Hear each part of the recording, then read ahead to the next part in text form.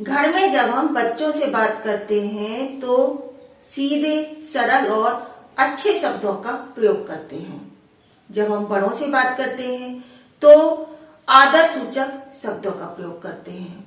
वहीं जब हम बाहर किसी से बात करते हैं तो नपे तुले शब्दों का प्रयोग करते हैं, विनम्र भाव से। क्या पता कब किसको कौन सा शब्द चुभ जाए। जब हम कोई लेसन पढ़ते हैं, अपनी बुक का मैगजीन पढ़ते हैं या फिर न्यूज़पेपर पढ़ते हैं, तो पढ़ते पढ़ते हमें कई तरह के शब्दों से गुजरना पड़ता है। कई बार तो हमें कठिन शब्द सामने आ जाता है जिसका हमें अर्थ ही नहीं पता होता है, लेकिन हम उसको अवॉइड करते हैं, आगे बढ़ जाते हैं, क्योंकि जो भी हम पढ़ रहे हैं समझ में तो आ ही जाता है। लेकिन कभी कभी मन में एक बात आती है कि आखिर इतने कठिन शब्द बनाता कौन है। आज का हमारा जो टॉपिक है वो है शब्द, पद और पदबंध। आप सभी को पता है कि शब्द किसे कहते हैं, लेकिन यदि मैं कहूं कि आप इसकी परिभाषा बताइए तो क्या आप बता पाएंगे? नहीं, क्योंकि परिभाषा मोस्टली हमें नहीं बताई जाती है। तो शब्द और पद आपके सिलेबस में दिया है, पदबंध भी सिलेबस में दिया है। पदबंध को समझने से पहले हमें समझना होगा पद किसे कहते हैं, और पद तभी आप समझ पाएंगे जब आप शब्द को समझ पाएंगे। ठीक है, लेकिन शब्द को समझने से पहले आपको समझना होगा वर्ण को। ठीक, तो हम यहां लिख देते हैं वर्ण। वर्ण मीन्स अक्षर या लेटर। वर्ण भाषा की सबसे छोटी इकाई है, इसके खंड नहीं होते। जैसे आ, ई, उ, का, खा, गा। सबको पता है कि ये स्वर है और ये व्यंजन है। आप हमें कमेंट्स में ये बताएंगे कि ओवरऑल हिंदी वर्णमाला में कितने वर्ण होते हैं। ठीक, तो ये तो आपका प्रश्न हो गया। अब इन्हीं वर्णों की सहायता से हम शब्द बनाते हैं। जैसे का प्लस मा प्लस ला, पा प्लस ला, ठीक है, हा प्लस ला। तो ये तो हो गए शब्द। अब हम बात करेंगे शब्द की परिभाषा की। तो हम यहां लिख लेते हैं शब्द। अब शब्द कैसे बनते हैं ये तो आपको पता चल गया। ठीक, का म ल कमल बन गया, पा प्लस ला पल बन गया, हा प्लस ला हल बन गया। ठीक है, लेकिन शब्द की यदि हम परिभाषा की बात करें तो वर्णों के व्यवस्थित समूह को शब्द कहते हैं। ऐसा व्यवस्थित समूह जो कोई सार्थक अर्थ देता है। ठीक, इट मीन्स उसका कोई अर्थ होता है तो ही वो शब्द कहलाएगा। ठीक, जैसे हमने यहां लिखा कमल। ठीक है, अब इसी को हम यदि इस तरह से लिख देते हैं ला का म, तो लकम तो कोई शब्द नहीं होता है। ठीक है, तो ये शब्द नहीं कहलाएगा। इसी तरह से शब्दों का निर्माण होता है। जैसे राम, बाजार,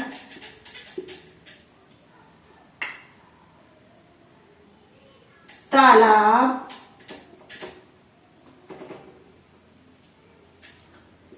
तालाब, सरोवर।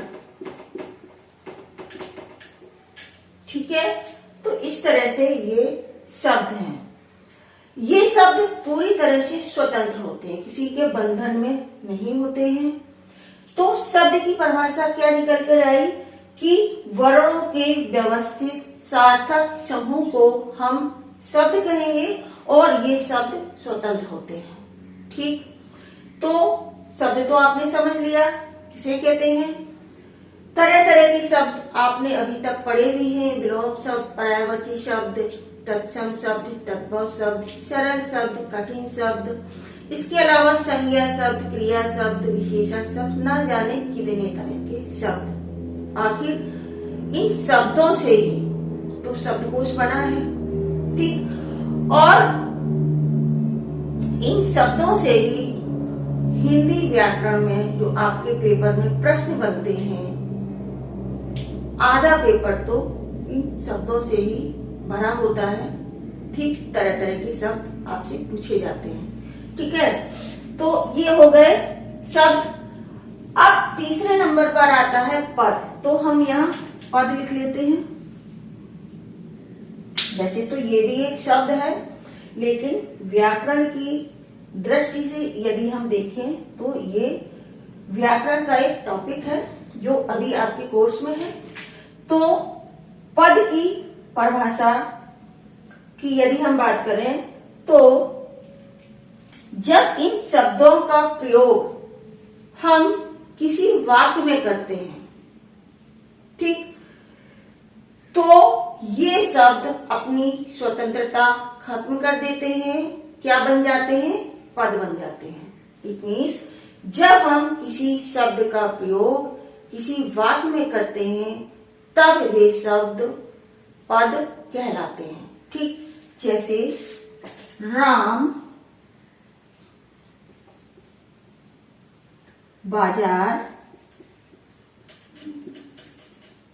गया, ये एक वाक्य है।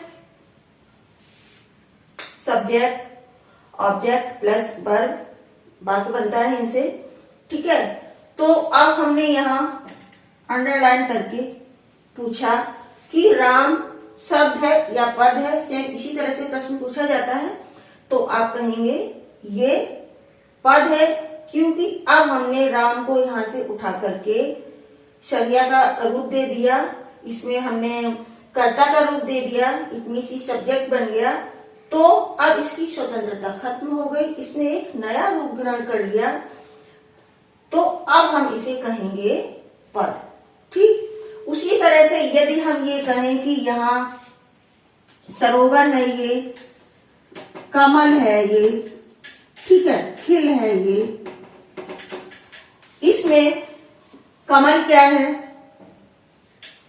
शब्द है या पद है? तो कमल एक शब्द है, क्योंकि यहां पर कोई वाक्य नहीं है। ठीक, कहने का मतलब है शब्द स्वतंत्र होते हैं, कहीं भी किसी भी रूप में हम उनका प्रयोग कर सकते हैं, लेकिन जब इन्हीं शब्दों का प्रयोग हम किसी वाक्य में करते हैं, वह शब्द जब व्याकरण के नियमों में बंध जाता है, एक नया रूप ग्रहण कर लेता है, तब वो शब्द क्या कहलाता है? पद कहलाता है।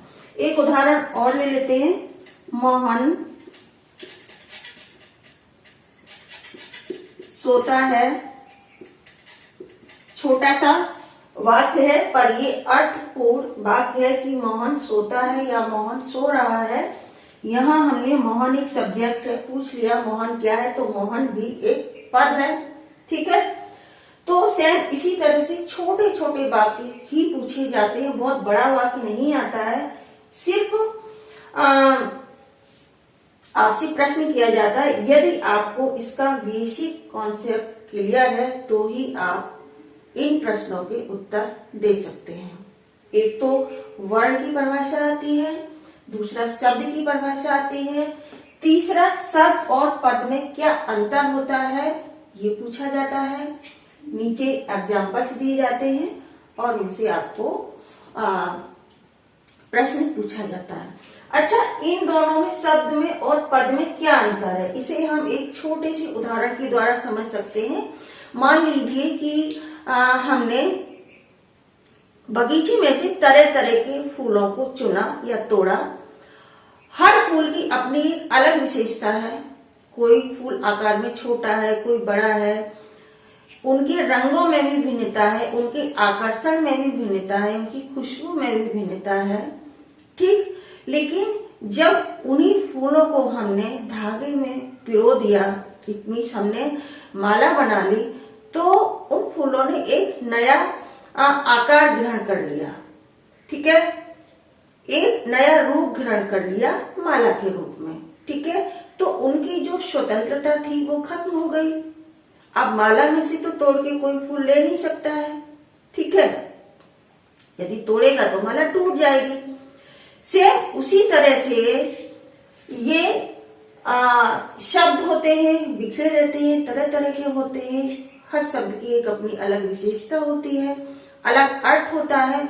और जब हम इन्हीं शब्दों का प्रयोग किसी वाक्य में कर देते हैं, अब चाहे वो प्रयोग हम संज्ञा के रूप में करें या हम क्रिया के रूप में करें, विशेषण के रूप में करें, या फिर हम क्रिया विशेषण के रूप में करें, तो इसी तरह से आप अपना सपोर्ट करते रहिए, वीडियोस को देखते रहिए। और किसी भी टॉपिक में यदि आपको कोई भी कंफ्यूजन है, समझ में नहीं आ रहा है, अभी भी जैसा कि आप सबको पता है कि बच्चे 100% स्कूल नहीं जा रहे हैं, कुछ बच्चे घर में रहकर भी पढ़ाई कर रहे हैं, कुछ बच्चे मतलब ऑनलाइन पढ़ाई कर रहे हैं, या फिर बुक्स के थ्रू पढ़ाई कर रहे हैं, कुछ इस तरह से यूट्यूब पर पढ़ाई कर रहे हैं।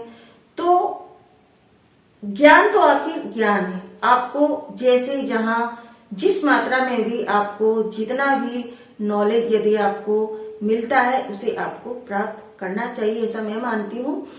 तो किसी भी टॉपिक में आपको यदि कुछ भी प्रॉब्लम जा रही है, आप हमें बताइए कमेंट्स के थ्रू, और इसी तरह से हम आपको बेसिक से समझाएंगे, आपकी जो भी कंफ्यूजन है उसे हम दूर करेंगे।